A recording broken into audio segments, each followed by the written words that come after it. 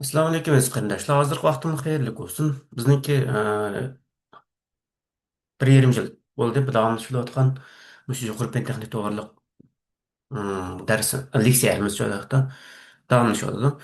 Oldingi yil joylarda 2025 yili yuqori texnik va Uyg'urlar yili shuar ostida ilib borgandik. Bu qatim joylarda 2026 Uyg'ur kvant texnik yili to'g'risida ilib borgandik. Endi bugun joylarda yangi bir sahifa ochildi. Yana biroz taqdim kuchli bo'lgan halda elip barimiz. Yani bir 20 yıl tügedi. Altıncı ay keldi. Altıncı yıl tügedi. 20 yıl tügep oldu. 20 yıl kaldı endi. Ha 20 yılda kança geçti kalalayımız onu aldığımızda. Ama ötke 20 yıllık qarap turib joyaqta. Şununla asasen yakın çıkırmız endi.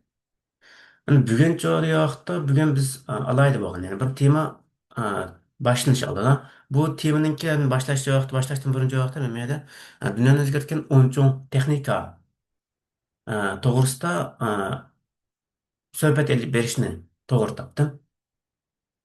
Buni da eng oxirgi ishki texnika hozirgi holatimizni ko'rsatib uchun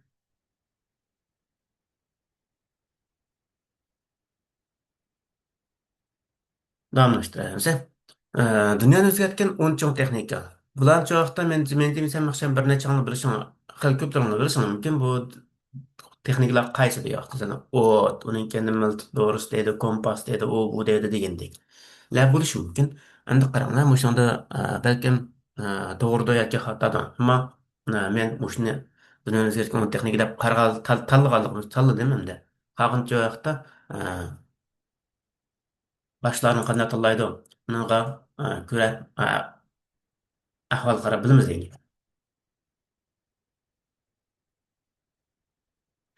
Dünyani o'zgartgan 10 cho'ng texnika. Bu leksiya joyida insoniyatning tarixidagi eng muhim bo'lgan 10 texnikani tarixiy faktlar bilan sonliq ma'lumotlar va kelgusi tahlillar bilan ko'rib chiqamiz. Birinchi joyda dunyo iqtisodiyoti ta'sirga uchragan odam, cho'ng inqilob, yillik tarix degan. Ular odat bo'ldi. Endi biz yashayotgan madaniyat bir kishida barliq kelgani yo'q. Buni hammamiz bilamiz. Xuddi shunga o'xshash vaqtda biz qurdigan davlatmi, biz qurdigan to'plummi, biz qurdigan yangi bir tarix kelgusi mujoyatda bir kunda barliq kelmaydigan gap. Asta-asta, qadam-qadam, planliq, 10 yillik, 20 yillik, 30 yillik, 50 yillik planlar orqali asta-asta qurilgan gap degan gap. Bekadimki bir kishi yil bo'lib qolgan ish yo'q. O'zim tush, og'zim tush degan ish yo'q bizda. Uni bilamiz. Shuncha vaqtda bu tarixdimi shunday yakun tajribadan erishimiz kerak degan gap. Ammo shu vaqtda qayta o'tgan tajribalarni yashashga majbur bo'lamiz degan gap. Ajdodlarimiz millionlagan yillar tirishchanligi va chekkan aql parostning natijasi. Bu endi qoldigan masalan o'lmay iz qoldiray desang bilim va san'atni ko'kka o'rla. San'at ko'kka o'rla degan aqliy so'zlarni, ot so'zlarni. O't. Birinchisi o't. O'tni bilasizlar, odatda biz o'zimiz pishirib yeymiz, uni piroq qilib ishlasak bo'ldi degandek. Endi bu o'tning joyida kelish manbai vaqti taxminan 1 million yil burun deydi. Joyda Afrika va boshqa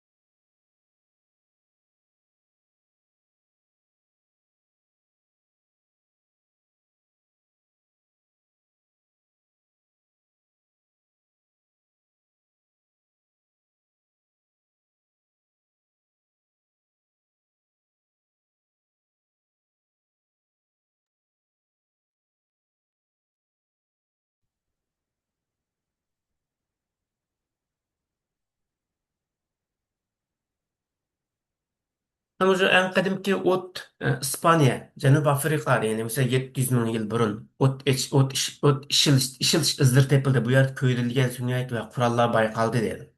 Ama onun qancha vaqtda İsrail, Yaqub avlodlari. Bular joyda 700 e, 790 ming yil burun. Undan bu yer kömür ve köydürülgen uruklar otning qasddan ishlatilganligi ko'rsatildi dedi. Endi Xitoy degan vaqtda 400 ming yildan 700 ming yil. Mesela Xitoy ne bileyim hozirgi Xitoy demoqchi. Sen Pekin odami, Beijing odami deb ko'rgan bo'lsin. Tarixda ko'rgandik. Endi shunday. Ana bunu ta'sir çoğaltıda tamak pişiriş, müdafaa görüş, onun ikinci çoğaltıda ictimai hayat, mutluluk güçüş. Yani bu çoğaltıda ondan burun çoğaltıda kanı hamiyette üzümlüklerini ve göçlerini hamiyiş buladı. Onun ikinci çoğaltıda o insanlarını yavaya hayvanlardan kovdu da soğuk raylarga güç beriş neticesi yaşa bir yarattı. Hem de keyince metallarını eritip kural yaşasının ulunu saldı. Yani otunu çoğdutuna kişinin işi de. degan Uyg'ur so'zlarimizniki kelib chiqishi. Endi joyi ikkinchisi chaq. Chaq bilasizlarmi? Mashinaning chaqi, velosipedning chaqi, degan chaq. Endi bu joyda milodiy ilgirki 3500 yil Sumerlar tarafidan kashf qilingan deb qayd qilinibdi tarixlarda. Ammo bizning o'rganganimiz joyda Uyg'urlar, masalan, qanqillar degan bir to'plam bor. Bizning Uyg'ur toplumunun ichida qanqillar yani.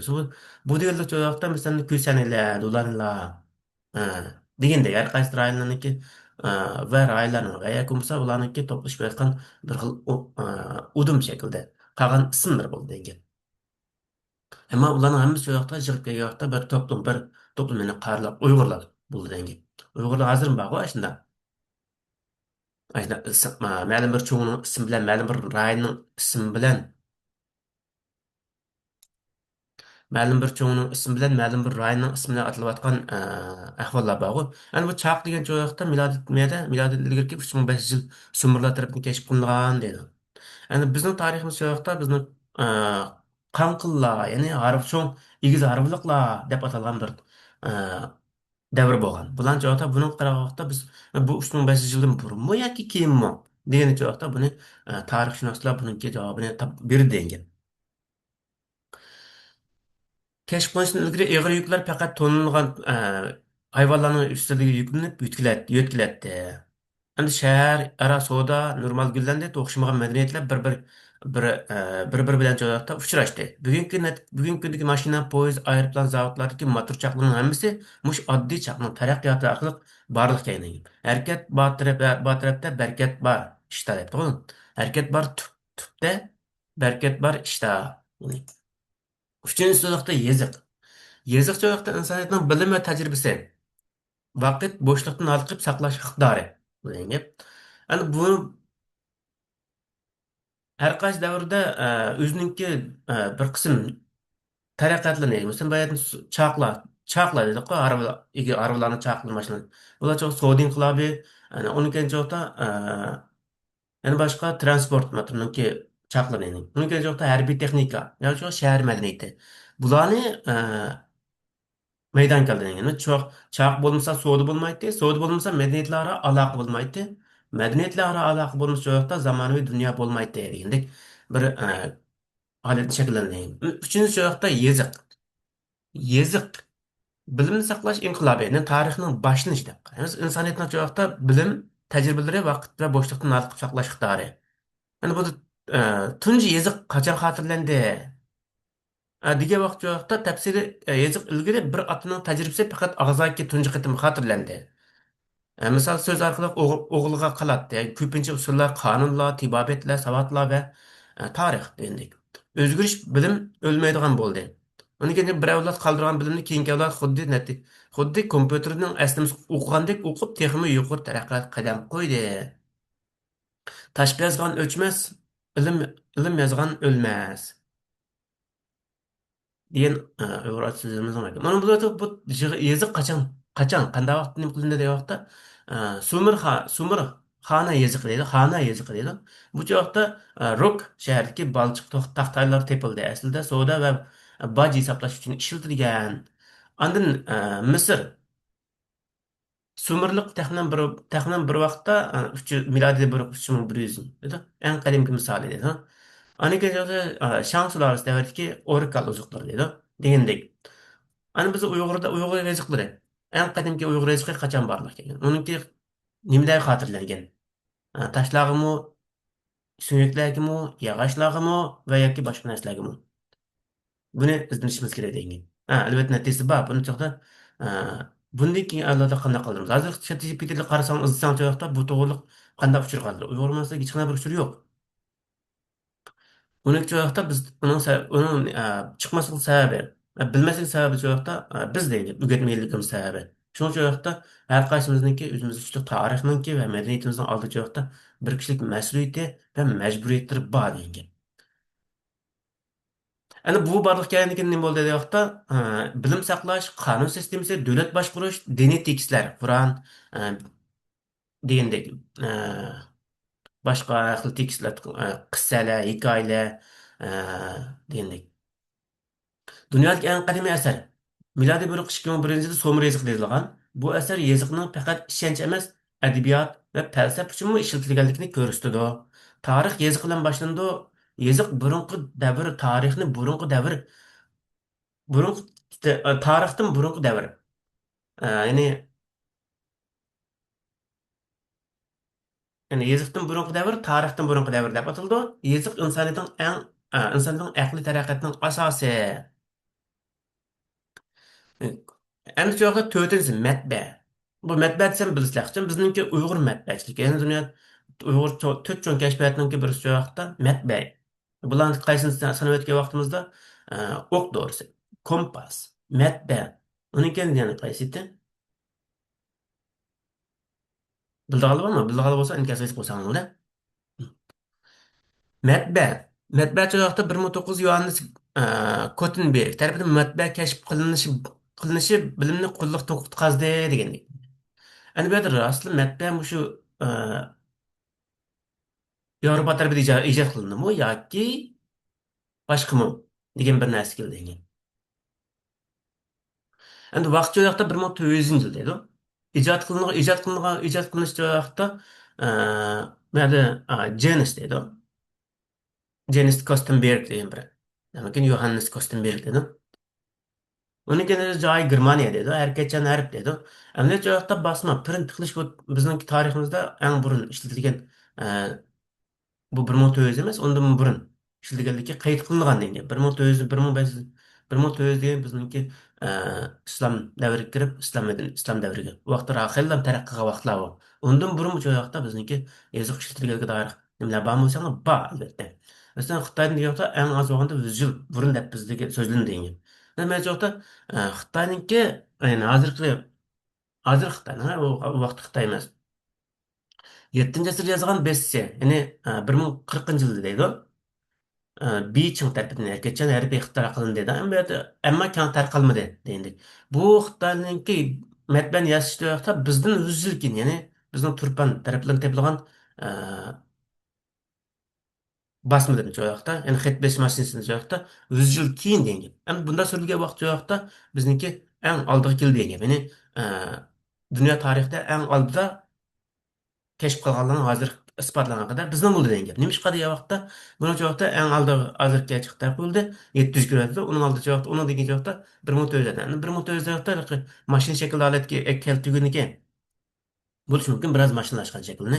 Shunga buni qilish bu şekilde elip ham hozir ChatGPT va boshqa narsalar bu shaklda oladi degan gap. Ammo joyda bizniki nima ish qilmaydi. Buni joyda yanada bizniki tarixshunoslarniki va bizniki xalqimizning ham o'zimizniki mu mas'uliyati bor degan gap. To'g'ri shaklda o'tamisak joyda buni bizning avlodlarimiz ashdan joyda mushadi ko'rgan payt degan gap. Mushindan keyin bizning ishimiz yo'q ekan degan bir narsa keldi degan. Endi hozirda kitob joyda Xitoy tunji ixtirochi deydi amaliyotda. ChatGPT va boshqa narsa so'zana. Nima ishqa? Chunki to'g'ri tarixni bu o'ytini kim hukmron bo'lsa, shu o'zining tarixini to'g'ri shaklda ko'rsatgan. Boshqalarning tarixini ko'rsatmaydi-ku bu. Amaliyotda bizningki Xitoydan 100 yil, eng kechgina 100 yil burun deb xotirlangan haqiqiy tarixlarimiz bor degan.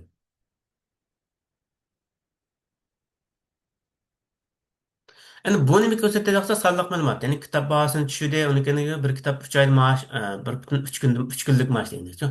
O'qish, o'qish yozish. Ya'ni choqda Yevropa o'qish yozish nisbati 1900 10% bo'lsa, 1800 yilda 50% ketadi. 1450 yili Yevropada o'qish yozish nisbati 10% keldi. Mana 1800 kelganda ara 50% ketadi degan.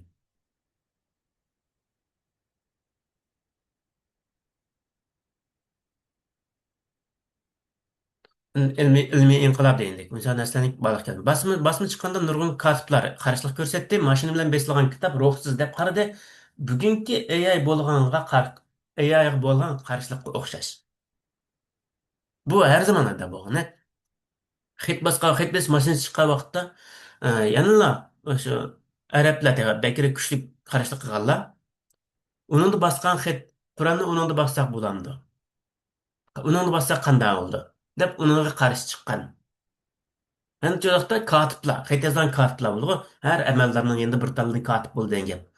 Mushlar cho'g'ayliq hozirgi Turkiyaning qalam mudiri deb qo'ygan. Har endi birdan boshliqni endi birdan yozgan odam bo'lgandek. Ular cho'g'da buni qarshi chiqdi ekan. Basmo chunki uni vaqti ketib, ana xizmat ayrılib qoladi. Yana bir qarshi qolgan vaqtda diniy guruhlar Xristoslar bo'lamdi, yoki bo'lmasa buddistlar bo'lamdi, yoki bo'lmasa musulmonlar bo'lamdi. Qanday bo'lsin diniy olimlar, diniy olimlar demaydi, diniy odamlar. Ölüm aladım, ölüm deniz atladım. Bakın, bunlar karıştırıp diken. Yani basma bilimden demokratlaşıp, bunun bilim fakat baylar ve deniz atlar kul dedi. Basma bilen bilim hemmi yetti. Doğru. Bunun kitap çoğaltıda pulva, baylar ve dini ölüm ağlar küreletti. Ama çoğaltı kürenmedi denge. Basma gelgenlik çoğaltıda hemme küreleden boldu denge. Asta tarafqa hazır qalet kilib azgın. Kitap bilim xazinesi metne onun açıkça. Endi 5-ci soru parmatur. Parmaturcılıqda 18-ci əsrdə James Watt tərəfindən kəşf qılınğan. Sanayi inqilabının yürüyüşü, insan küçüdən maşinaya küçügüçə.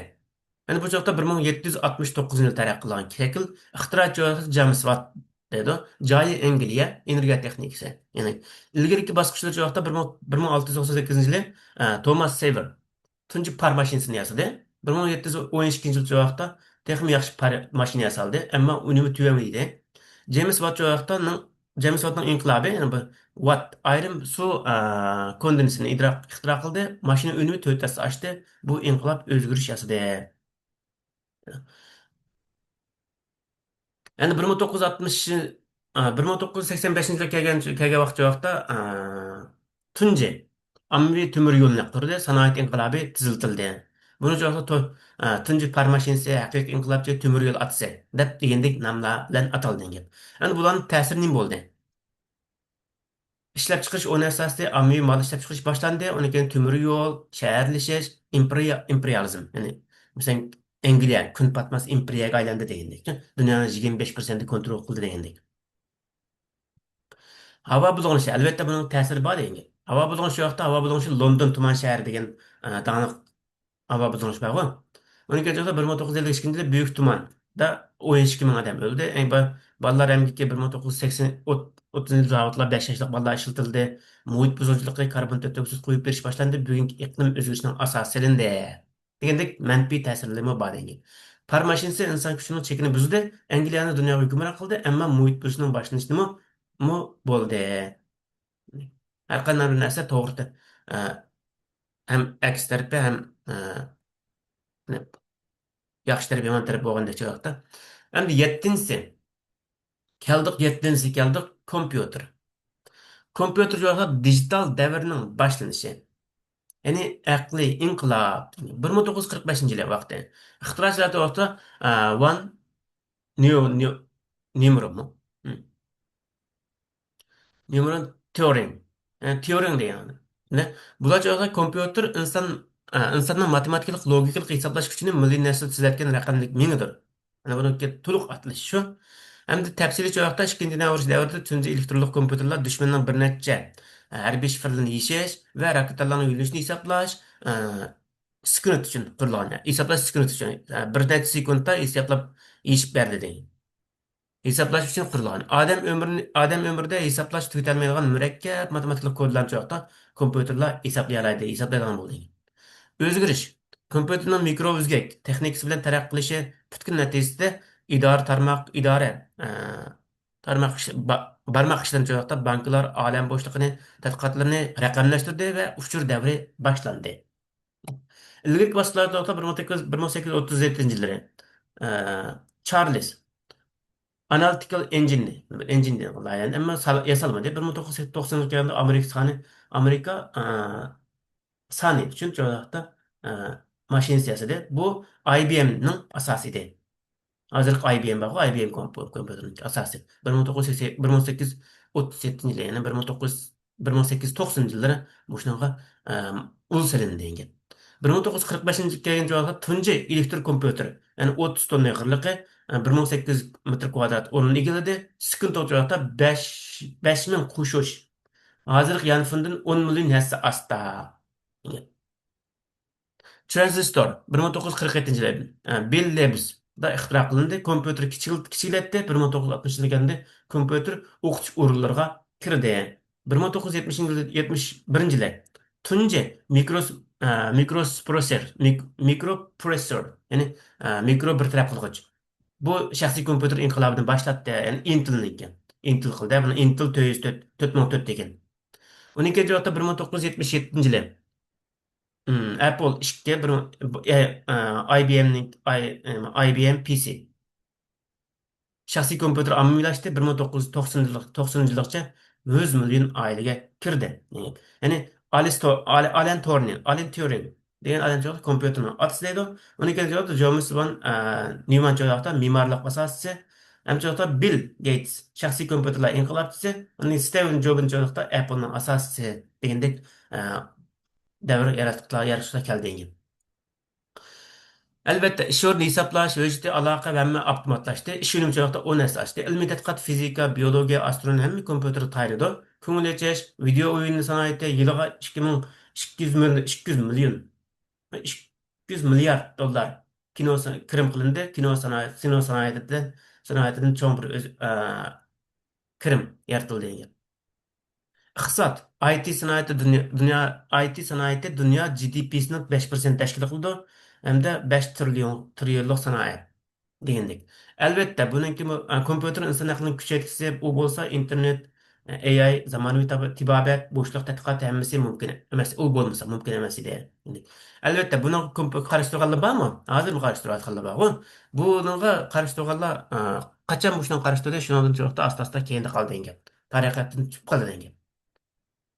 Her bir devirde matbaa qarashtirganlar. 12 joyda mashina sanoat inqilobi qarashtirganlar. Qaranglar, matbaa qarashtirganlar, sanoat inqilobi qarashtirganlar davrning asta-asta shalib eng oxiriga qoldi. Kompyuter qarashtirganlar shundan keyin. Endi keldik 8-ga keldik. Internet qarashtirganlar. Internet 1990 yilning mas'uli degan. İnternet 1960 vaqti 1969 yil amaliyotda. Amaliyot vaqtda amallashgan, ya'ni umumiylashgan vaqt vaqtda 1990. Har qanday bir texnika, yuqori pen texnikadan vaqtda chiqishi vaqti bilan ommaga umumlash vaqti o'xshamaydi degan. Chiqish vaqti uni kontrol qila olamiz degan vaqtda uning keyin vaqtda ommaviylashishi degan. Xuddi sun'iy aqlim shu degan. Sun'iy robotlar shu degan. Ya'ni AI arqali kontrol qilingan robotlar. Aslida buning asosi 1956 yilda sun'iy robotlar. Sun'iy aqllar barliq kelib bo'lgan. Ammo o'sha vaqtda bizning ishladagimiz vaqtda 1990 yildan keyin va hozirgi ishda qoldiramiz degan.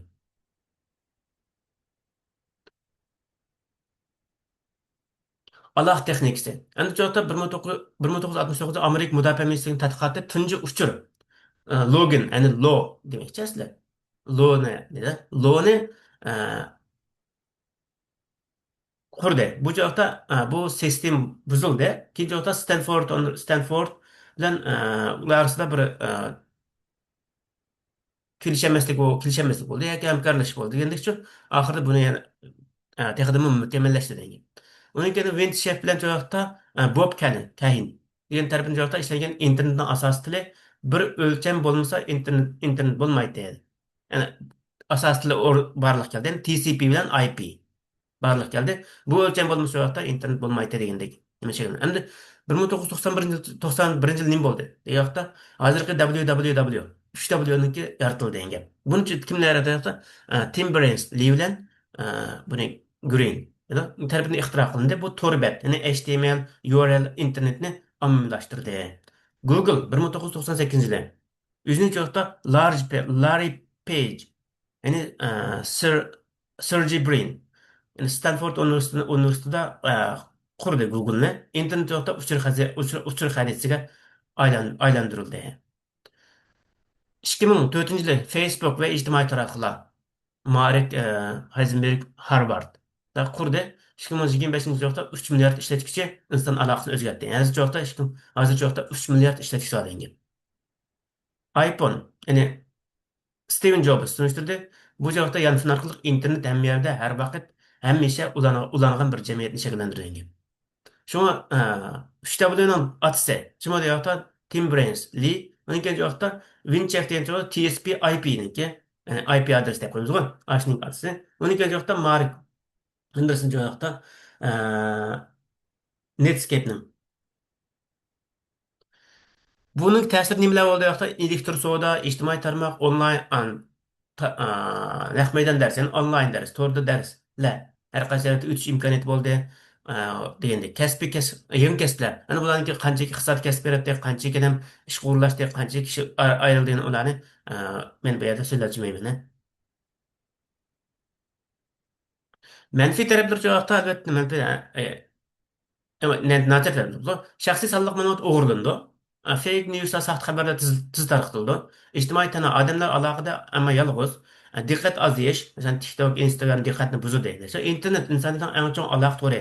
U dunyoni kichikkan aylantirdi. Bilim, savdo, madaniyat hamma bir tarafga hamma har tarafga hamma bir tarafga eqib ketadi. Qaysi kim kontrol qilsa shu tarafda bilimning hammasi shu tarafga oqadi. Masalan bizningki hozir boyan dedik-ku, matbaa texnikasi aslida Uyg'urlar kashfiyot qilgan, ixtiro qilgan narsa. Ammo shu vaqtda uning tarixi hozir izlasangiz shu vaqtda eng burungi tarixni Xitoyda xatirlagan ekan. İzlab baqsangiz bo'ldi ekan. Nima ish qilishlar bo'ldi? Deganlarni biz buniki javobini berishimiz kerak ekan.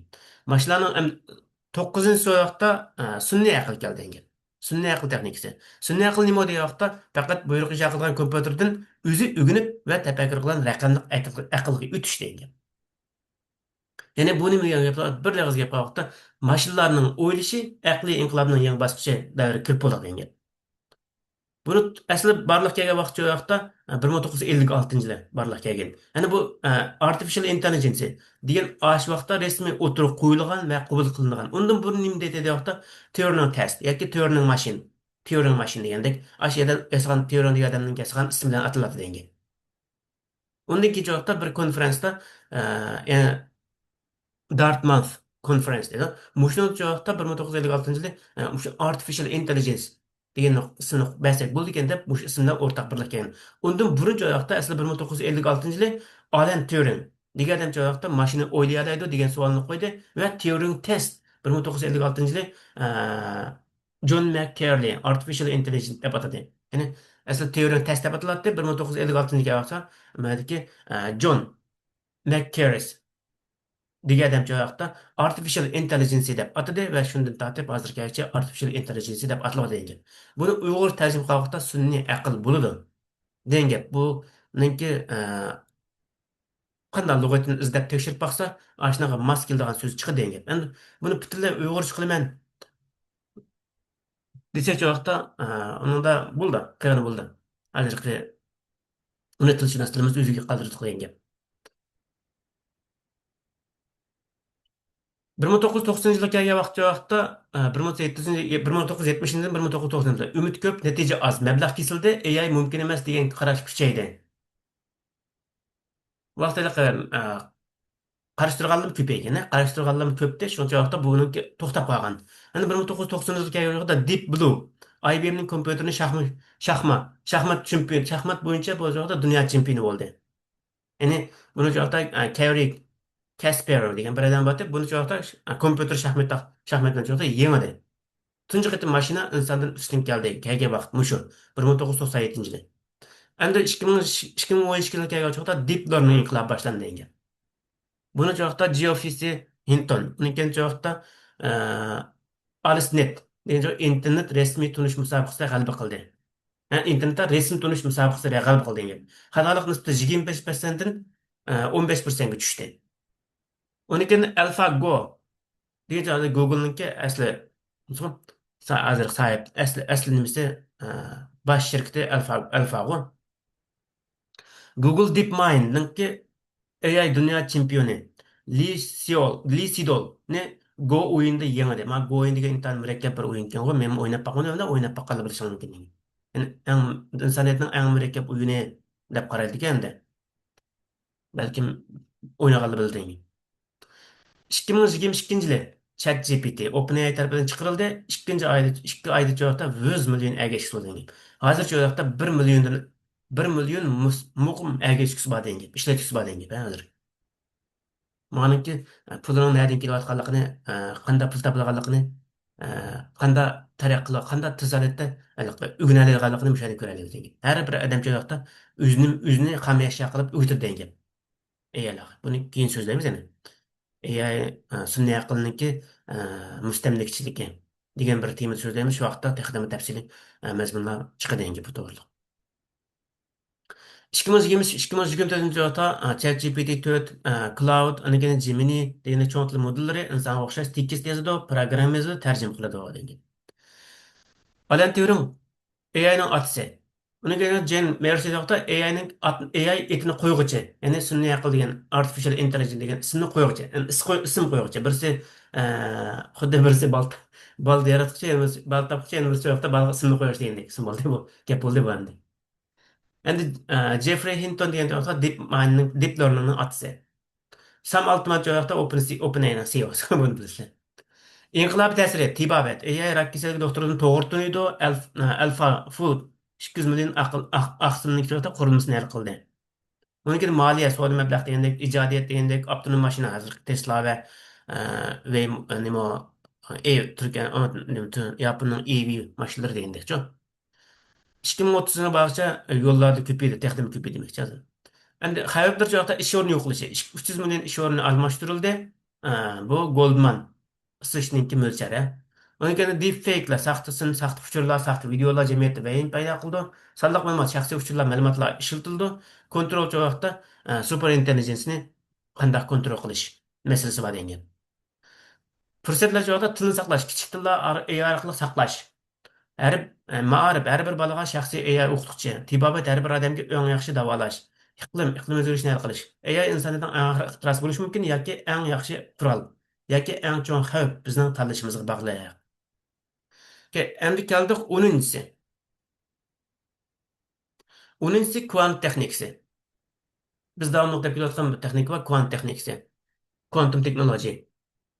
Bizning ikkinchi qara darsimiz boshlanib bo'ldi. Quantum sun'iy aql darsimiz. Buningda 6-yil boshlangan ikkinchi qo'ygan qadam boshlab kelyapmiz. Endi bu kelgusini ochiqchi. Yangi dunyo tartibining asosi edi. Quantum texnikasi kim ega bo'lsa, shu yangi dunyo tartibini belgilagan odam bo'ldi deb qaralyapti hozir. Endi bu nazariya yo'qda 1900-yildan 1930-yilgacha Planck, Einstein, Bohrlar asos solgan. Tunji kuantum kompüter joyda 1998 yili 2 qubitlik holat yasalgan degan. Bizning bildig'imiz 2012 yili aram bildik-ku buni. Undan 10 yil burun. 10 yil emas, 6 yilmi? 16 yil burun. Bu 14 yil burun kelib o'tgan, qurilib o'tgan. Endi Google joyda Google Supermassive. Bu joyda Supermassive 2019 yili. Kelgusi texnik turda kelgusi texnik bo'ldi. Tarix faktlar kvant nazariyasi yoqda 1900-yili Max Planck kvant nazariyasini o'tirib qo'ydi. 1905-yilda Einstein foton nazariyasini o'tirib qo'ydi. 1913-yilda Bohr atom modeli. 1925-yilda Heisenberg anda Schrödinger kvant mexanikasini qurdi. Feynmanning taklifi bilan 1982-yili kvant kompüter yasash bo'ldi deb teklab berildi. Bu kvant kompüterningki ideyasininki boshlanishi bo'ldi degan. Shor algoritmi. Buni joyda Peter Shor degan joyda kvant algoritmini ixtiro qildi. Bu joyda hozirgi klassik shifrlashtirish joyda buziladiganligini ko'rsatdi. Dunyoni g'oyat zo'r nihoyatda hayron qoldirdi degan. Tunji kvantum kompüter 1998 yılı 2 qubitlik kvantum kompüter yasaldı. Oddiy masalani hal qildi, ammo kichik va xatolik ko'p edi. Google Super Psychomery degan bu joyda 2019 yılı 54 qubitlik kompüter. Uning ko'p kvantumniki supermassini isbotladi. Bir masalani 200 sekundda hal qildi. Odat kompüter joyda 10 ming yil hal qiladi. Uning joyda 2022 yilda Xitoyniki foton kvantum kompyuteri barliq keldi. Bu joyda bir masalani 200 sekund hal qildi degan. Odat kompyuter million yillar sharq qilgandan so'ng bu 200 sekundda hal qildi degan. Bu joyda kvantum kompyuterningki kuchini ko'rsatdi degan. Endi 2023 yılı IBM Condor degan 1121 qubitlik kompüterni qildilar. Bu joyda hozirgacha dunyoda bor bo'lgan eng kuchli, eng cho'ng xatolik texi bor, ammo kvantum kompüter degan. Tarix o'ta Max Planck 1858-1947 yoshli odam kvantning nazariyasini o'tirib qo'ydi. 1918dan 88 yilgacha kvant kompüter ideyasi o'tirib qo'yildi. 1959dan yashagan, ammo u Schrödinger 1940-90 yashagan Shor degan adam joyda bu Shor algoritmini o'tirib qo'ydi. Uning joyda quantum supremacy deganning otasi John Persky degan joyda bu quantum supremacyni o'tirib qo'ygan adam degan. Hani bu to'g'risida taqdimmo bizniki keyingi suhbatlarimizda bo'ldi. Har qaysi ayrim bir temalarni shakllantiradi bular.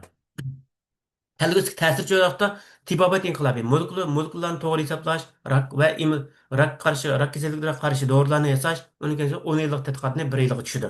Buniki isbotlandi bu. Yaponiyada isbotlandi. 10 yillik tadqiqotni 1 yilda bu kvantum kompüterlarni hisoblashdan so'ng ilib berildi degan. Şifrlash inqilobi. Burun şifrlash joyda ACC bilan RSI bular joyda yeshiladi. Bitcoinning xavf ostida degan. Buni joyda post quantum kriptografiya yoki bo'lmasa quantum kriptografiya shaklida ikki xilga o'tish bo'ladi degan. Energiya inqilobi, super o'tkazish tepish, uy temperaturasi, super o'tkazish, energiya va ziynni yo'q qilish degandek energiya inqiloblari bo'ladi degan. İqlim inqilobi, kvantum texnikasini bevosita havodan tortish texnikasi, yangi katalizatorlar, iqlim modelini to'g'ri laylash degandek. Endi Q-day degan bir narsa bor degan. Bu yangi chiqqan narsa. Q-day, ya'ni quantum day deganning qisqartirilmasi aslida. Kvant kompüter hozir shifr sistemalarini buza oladigan kuniga yetgan kun. Bu kvant Q-day deb atalgan. Hozir biz imkoniyati bormi deyoqda bor. Ammo bu yoqda uni texnikasini qisqa bo'lganini buza oldi, ammo cho'ng 256 bitlar orqali shifrlanganlar joyda texi buzish imkoniyati bormi desa xatolik nisbati yuqori degan. Buzammi degan. Ammo buzish ehtimoli bormi? Bor. Chunki kichkina buzalganligi cho'ngni buzalaydi degan. Yani 2030-2040 yıllar bağlı vaqtda bu mo'ljal shu. Mushu hozirgi klassik shifrlash vaqtda tamamen buzitildi. Bu buzgan kunda vaqtda banka, harbiy, hukumat sistemlari vaqtda butunlay halok bo'ldi degan. Ya'ni shifrlar yeshil degan bularning. Buzildi degan. Mushu kun joyda vaqtda Q-day deb ataladi degan.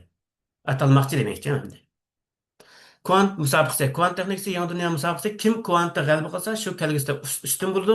Hozir Amerika, Xitoy, Yevropa o'rtasida qizg'in musobaqa davom qiladi. Endi kvant kelgusidan ochiqchi, agar bir kvant biri biz kvantni egallasak, kelgusi bizning, agar egilmasak vaqtda kelgusi boshqalarning. Bu tanlash albatta bizning. Şunu bilan bugunlik suhbatimni oxirlashdi. Bugun joyda asosliqi 10 cho'ng texnika so'zdik. Eng oxirgi joyda merdagi selishtirishlar bor. Bularni keyin ba'zi seliştirici so'zdi seliştirmsam bo'ldi ham qancha vaqt jihatdan uni joqda asos ta'siri kuch manbasi degandek texnika degandek bir narsa bor. Bularni men so'zlab bo'ldim uni qolganini shu video diksiyasi o'zinglar seliştirasan degan. Endi bizning bu qadim so'zlagan suhbatimiz joqda buni davomlashtirgan suhbatimiz joqda eng yangi bo'lgan 9-dan 10-si sun'iy aql texnikasidan kuanit texnikasi haqida markazlashimiz degan. Shu kelar qatim suhbatlarimizda shu odatda davomlashdi. Har seshanba va payshanba kunlari e, suhbatimiz davom qiladi. Taxt qo'shimlarni boshlarni ko'proq kuchli birlash qilib, qaram mehrlab qo'shimlarni umid qilamiz. Albatta YouTube kanalimiz a'zo bo'lsin, umid qilamiz e'lonini berib olaylik. Kuantum simya haqida to'g'risida o'rganmoqchi bo'lganchoqda tizim hozir kirsanglar bo'ldi. Hozir kirsanglar darsni takrorlab beralayman. Bunday ana 15 kunlik kirsang, 2 yil 15 ga vaqt kirsang cho'qda, u vaqtda darsni takrorlab berish ehtimolliqim tuvan. Takrorlab beramayman.